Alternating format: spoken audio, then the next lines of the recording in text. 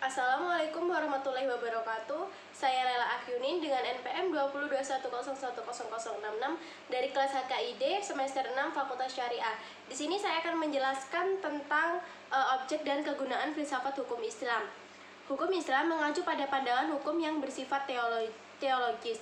Artinya hukum Islam itu diciptakan karena ia mempunyai tujuan. Tujuan dari adanya hukum Islam adalah terciptanya kedamaian di dunia dan kebahagiaan di akhirat. Jadi, hukum Islam bukan bertujuan meraih kebahagiaan yang fana dan pendek di dunia semata, tetapi juga mengarahkan kebahagiaan ke akhirat kelak. Kemudian, tujuan hukum Islam tersebut merupakan manifestasi dari sifat Rahman dan Rahim, yaitu Maha Pengasih dan Maha Penyayang Allah kepada semua makhluknya. Kemudian, rahmatan lil alamin adalah inti syariah atau hukum Islam.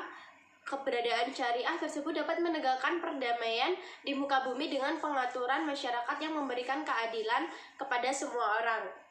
Kemudian ada hukum Islam. Dalam upaya menegakkan itu semua harus siap menghadapi kejadian-kejadian yang baru timbul karena perkembangan masyarakat dan perubahan suasana. Oleh karena itu, pengkajian filsafat hukum Islam mutlak diperlukan. Kemudian, sebagaimana dikemukakan sebelumnya, setidaknya ada 5 sistem hukum yang hidup dan berkembang di dunia, yaitu yang pertama common law, yaitu yang juga dikenal dengan Anglo-Saxon. Yang kedua itu civil law, yaitu yang biasa disebut Eropa kontinental. Yang ketiga itu custom law, yang keempat itu Islamic law, dan yang kelima itu ada sistem hukum sosialis dan komunis. Manfaat studi filsafat hukum Islam adalah yang pertama itu menjelaskan kajian filsafat hukum Islam akan memberikan pengetahuan hukum Islam secara utuh kepada ahli hukum Islam. Yang kedua yaitu filsafat hukum Islam diperlukan untuk pengkajian secara mendalam terhadap hukum Islam. Yang ketiga itu untuk mewujudkan hukum yang berkeadilan dan senantiasa sesuai dengan kondisi zaman. Yang keempat itu ada pengkajian filsafat hukum Islam memungkinkan pemahaman Islam secara menyeluruh dengan ilmu-ilmu agamanya.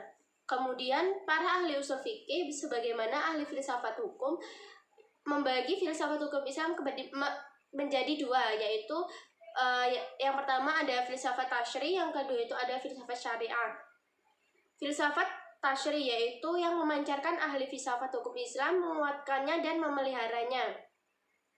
Tujuan penerapan hukum Islam filsafat tasyri itu terbagi kepada yang pertama daim al-ahkam, dasar hukum Islam. Yang kedua itu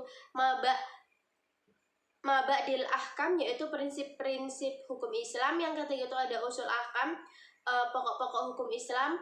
Yang keempat itu maqasid al-ahkam, yaitu tujuan hukum Islam. Yang kelima itu qawaid al-ahkam, yaitu kaidah hukum Islam.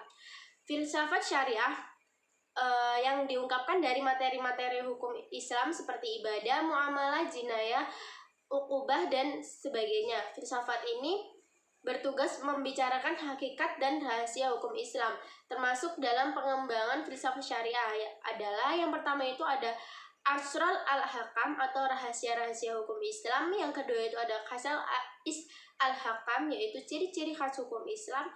Yang ketiga itu mahasin al-hakam atau keutamaan hukum Islam. Yang keempat itu ada tawabi al-hakam, yaitu karakteristik hukum Islam. Itu saja yang dapat saya sampaikan. Apabila ada kesalahan saya mohon maaf. Saya akhiri. Wassalamualaikum warahmatullahi wabarakatuh.